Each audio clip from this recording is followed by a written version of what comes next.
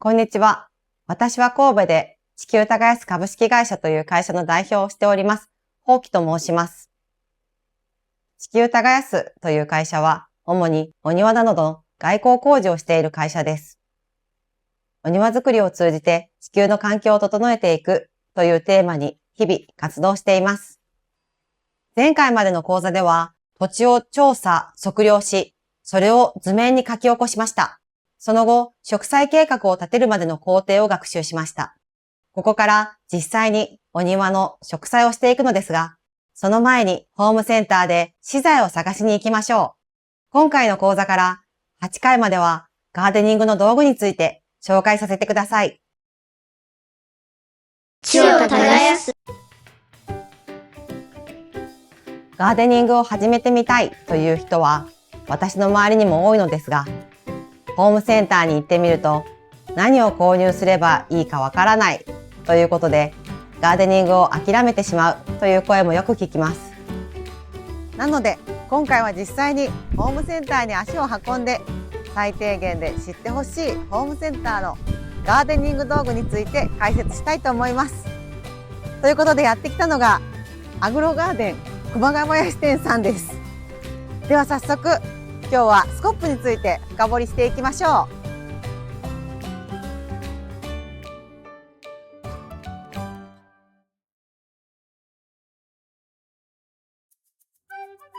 ホームセンターは地域によって特色が違って店舗の中に入って商品を見るのはワクワクしますよね。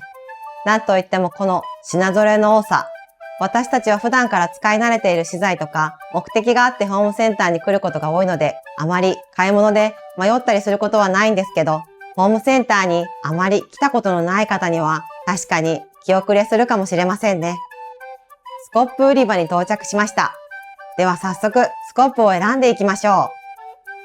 う。これが剣先スコップですね。私たちは剣スコと呼んでいます。一般的には土を掘るときに使う最もオーソドックスなスコップでとても使いやすいです。先端が V 字型に尖っているため硬い地面や根を切りながら深く掘る作業に適しています。掘ったり運んだり固めたり線を描いたりと使い勝手がとてもいいのが特徴です。刃の肩部分が平らなので足をかけて体重を伝えやすい構造になっています。足で体重をかけて地面に深く差し込めるのも特徴です。スコップを作っているメーカーさんもたくさんあってそれぞれに個性があるのですが、私が剣スコップを選ぶ際に重視しているのは強度です。剣先スコップは刃の肩の部分に体重をかけて土を掘り起こすことが多いのでスコップの根元の箇所が折れやすくなってしまいます。その点、柄がステンレス製のスコップは耐久性があります。もちろん柄が木製のスコップも使うのですが、こちらは柄にしなりがあるので操作性に優れているのが特徴です。私は主に金蔵印さんのスコップを愛用していますね。次は角スコップですね。通称は角スコ。先端が直線的で四角い形状をしており、砂、砂利、土砂などを大量にすくう、もしくは平らに整地する作業に最適です。積雪が多い地域では雪かきとして角スコップが活躍している姿をよく見かけるのではないでしょうか。角スコップと剣スコップの違いは先端の構造が異なっていることです。剣スコップは地面にスコップを刺して土を掘る道具なのに対して、角スコップは地上の土をすくう、運ぶ、平らにするに特化しています。角スコップは強度も大事なのですが、すくう、運ぶなどの連続性の高い作業を行うので、軽量なものを選ぶと疲労が少し低減されます。これが移植ゴテ。一般的にはスコップと呼ばれています。一般の家庭ではこれを使っている方が多いのではないでしょうか。片手で使えてお花の苗を植えたり、小さな作業の時に使えます。大きな花壇の形作りが終わって植物が植えられるよとなった時はこちらの小さな移植ゴテを使います。これもメーカーごとに特色があって、まずは素材がステンレス製のものと鋼製のものがあります。ステンレス製のものは錆びにくく、土離れが良いという特徴がありますし、鋼製のものは強度が高く、根切りに強いです。根切りという点では、移植ゴテの先端にギザギザの加工がしてある根切り特化型の移植ゴテもあります。あと、植え付けの際に土の深さがわかるように、移植ゴテの先端に目盛りがついているものがあったりして、製造メーカーの独自の心遣いが見られますね。一般の家庭で使う場面も多いので、カラーリングも多種多様でデザイン性が高いのが多いです。こちらはダブルスコープと言います。皆さんには馴染みがないかもしれません。少し変わった形をしていますよね。2つの刃が連動して土を挟み込んで引き上げるため、土を崩さずに排出でき、狭い範囲で深さ1メートル以上の細い深い穴を掘るのに特化しています。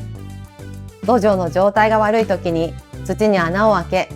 土の中の水や空気を動かしやすくしたり、穴の直径を最小限に抑えられるため、杭を打つ時や独立基礎を入れる時にとても便利です。土の断面を崩さず採取できるため、土壌の硬さや層位を確認しやすいので、土壌調査にも最適です。その他にもスコップは種類がいろいろあって、例えば穴あきスコップ。これは粘土質の土壌や雨が降って地面に水が溜まっている時に土と水を分けることのできるスコップです。鉄の部分が少ないため、一般的なスコップより軽く、除雪作業などでも重宝されています。ここから先の道具は少し馴染みがないかもしれませんが、スコップでは刃が立たない硬い土地の場合、つるはしがあると便利です。重みのあるスチール製のヘッドは頭部がつるのくちばしのように尖っているので、硬い土壌や岩、コンクリートを砕くのに最適です。ヘッドの両端が尖った両つるや片側が平らなバチつるなどがあり、バチつるは1本で掘ると剥がす、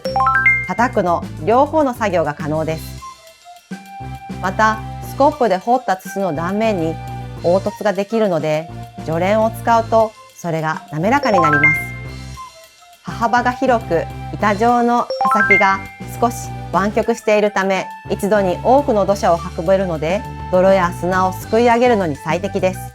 水抜き穴がついているものは側溝掃除でも活躍します。芝生やグラウンドカバーの剥ぎ取りにも使えますし、表面の硬い地盤を剥がすにもとても便利です。ここにあるのはクワですね。これも掘削道具です。一定の溝幅で長い溝を掘るときに適しています。鋼やステンレスの刃が90度前後の角度でついているので、自分の手前にクワを引く引きクワの動作で土を掘り起こします。クワにも種類があって、畑の土起こしや土ならしなど幅広く使用されるクワで、使われている刃が長方形の一枚刃の平クワ、刃が3から4枚の爪状に分かれており、土を砕いたり肥料を混ぜ込んだりするのに最適な一中具は、開墾で硬い土を掘り起こしたり、タケノコ掘りなどに利用する肉厚で頑丈な刃がついた唐クワの3種類が主です。土を耕す。土を掘るということは一見すると単純な作業ですが、道具という面から紐解くと、これだけの種類があるというのは面白いですよね。お気に入りのスコップが1本あれば、それを応用していろいろな場面で使うことができるので、すべての種類のスコップを揃える必要はありません。しかし、スコップの用途や役割を把握しておくと、ガーデニングの幅が広がりますし、こうやってホームセンターに来た時の楽しみがきっと倍増しますよ。法規的ポイント。ここで視聴者の皆様に法規的ポイントを紹介させてください。法規的ポイントとは、私たち地球耕すが実際の施工や植栽、ガーデニングで地球環境を整えるために心がけている信条の一つです。今回の講座を通じて視聴者の皆様にもお伝えしたい法規的ポイントは、自分の使いやすい道具が選べると楽に作業ができる道具に愛着が湧くです。道具とは本来は作業を補助するもので、正しい知識を持って使えば私たちの作業を助けてくれます。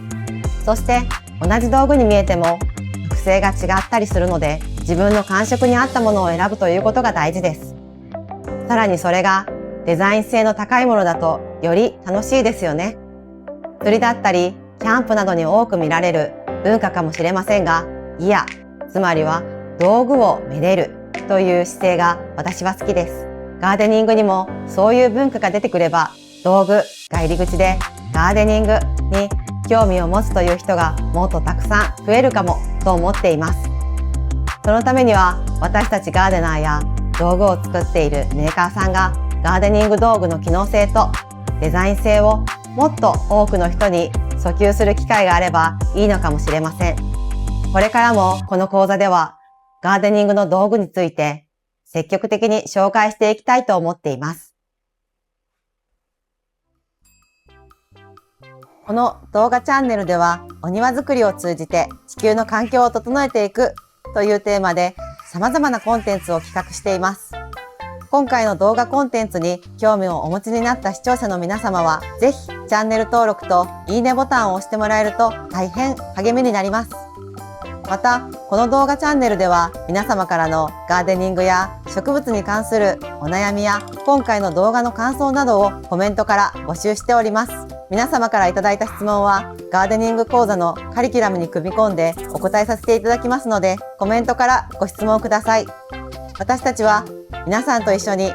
地を耕したいです。